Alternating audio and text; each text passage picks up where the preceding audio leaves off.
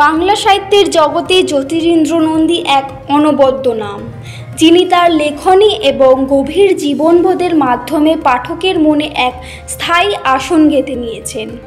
আধুনিক বাংলা ছোট গল্পের অন্যতম পথিকৃৎ হিসাবে তাকে গণ্য করা হয়। This channel does not promote any violence, harmful or illegal activities. All content provided by this channel is meant for an educational purpose only. তিনি এমন এক সময় সাহিত্য চর্চা শুরু করেছিলেন যখন বাংলা সাহিত্যে রবীন্দ্র প্রভাব সুস্পষ্ট ছিল, তবুও তিনি নিজের স্বতন্ত্র পথ তৈরি করে নিতে পেরেছিলেন।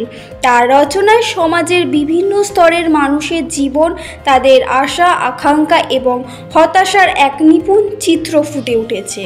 জ্যোতিরিন্দ্র নন্দীর জন্ম 1912 সালের 20 আগস্ট তৎকালীন ব্রিটিশ ভারতের ময়মনসিংহ জেলার একটি গ্রামে। তার বাল্যকাল এবং শিক্ষাজীবন সম্পর্কে বিস্তারিত তথ্য খুব বেশি পাওয়া যায় না, তবে ধারণা করা হয় সেই সময় গ্রামীণ পরিবেশ এবং সাধারণ মানুষের জীবনযাত্রা তাকে গভীরভাবে প্রভাবিত করেছিল, যা পরবর্তীকালে তার সাহিত্য প্রতিফলিত হয়েছে। জীবনের প্রথম থেকেই তাকে সংগ্রাম করতে হয়েছিল। জ্যোতিরিন্দ্র নন্দীর সাহিত্য জীবন শুরু হয় 1930-এর দশকে। সে সময় কল্লোল, কালিকলম, পরিচয়ের মতো পত্রিকাগুলো বাংলা সাহিত্য এক নতুন ধারা নিয়ে এসেছিল। তার চরিত্রগুলি ছিল জীবন্ত, যাদের দুঃখ, কষ্ট, আনন্দ এবং হতাশা পাঠকের মনে গভীর দাগ কাটত। তার ভাষা ছিল সহজ সরল কিন্তু গভীর বাঞ্ছনাপূর্ণ। তার রচনাগুলি আজও প্রাসঙ্গিক এবং পাঠকের কাছে আকর্ষণীয়।